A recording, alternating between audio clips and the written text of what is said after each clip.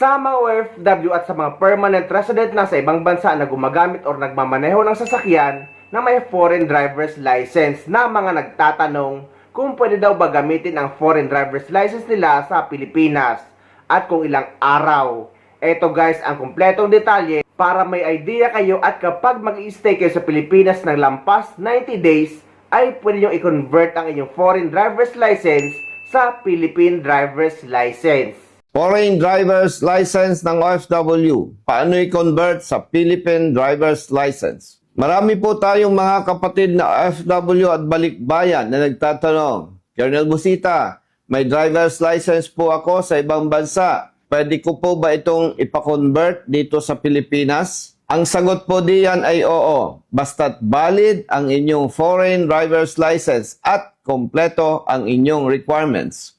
Ang layunin po ng conversion ng ating foreign driver's license ay para legal tayong makapagmaneho dito sa ating bansa. Hindi na po kayo kailangang magsimula pa sa lahat ng mga requirements na kapareho para sa student permit at iba pa. Ngayon, sino po ba ang maaaring magpa-convert ng foreign driver's license? Halimbawa po, OFW tayo. At tayo ay magbabakasyon ng may katagalan sa ating bansa dahil ang ating foreign driver's license ay magagamit lamang ng 90 days or 3 months. Kinakailangan po magpa-convert tayo ng driver's license. Qualified po tayo, lalong-lalo na kung tayo po ay babalik pa sa ibang bansa at maaaring ma-expire itong ating sinasabing foreign driver's license. Para pagbalik po natin sa ibang bansa, mayroon pa tayong qualification na magagamit kung tayo ay mag-a-apply uli bilang driver sa ibang bansa.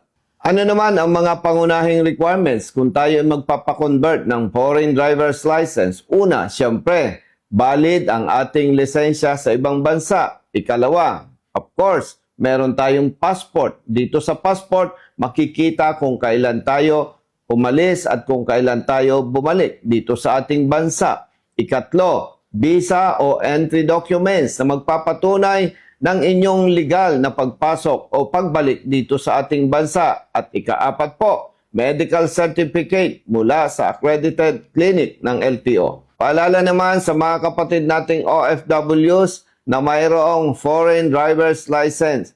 Tiyakin po ninyo na hindi mag-expired ito. Dahil kapag nag-expired ito at bumalik kayo sa ating bansa at kailangan ninyong magpa-convert o magkaroon ng lisensya muli dito sa Pilipinas, malaki po ang magiging problema ninyo. Hindi po valid ang expired foreign driver's license. At kung kayo naman po ay makaranas ng problema patungkol dito sa inyong conversion ng driver's license o ang pagre-renew ninyo ng lisensya dito sa ating bansa, iwasan po ninyo na makipag-usap o magpatulong sa fixers. Bakit po?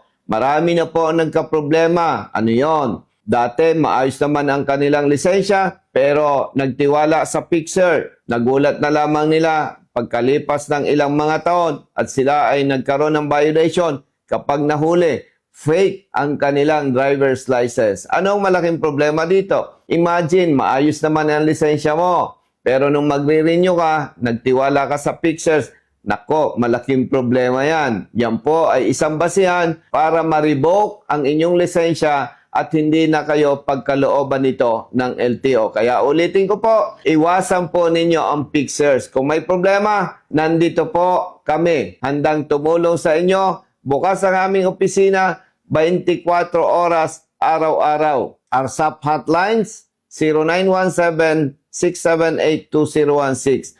0920-960-1999. Nandito po kami para maglingkod at tumulong sa inyo libre. Walang pinipili, walang kinikilingan. Basta tama, kampi-kampi po tayo. So ayun guys, malinaw na pwede nyo gamitin ang inyong foreign driver's license sa Pilipinas sa loob ng 90 days. Ngunit sa mga mag-i-stay ng lampas 90 days sa Pilipinas, lalo na yung mga permanent resident na sa ibang bansa, ay pwede nyo convert ang inyong foreign driver's license sa Philippine driver's license. Pumontak lang kayo sa number na binigay nila sa screen o kaya naman dumirekta kayo mismo sa opisina ng LTO. And take note guys, inuulit natin yung sinabi sa video na huwag kayo magpapadala or huwag kayo papatol sa mga fixer.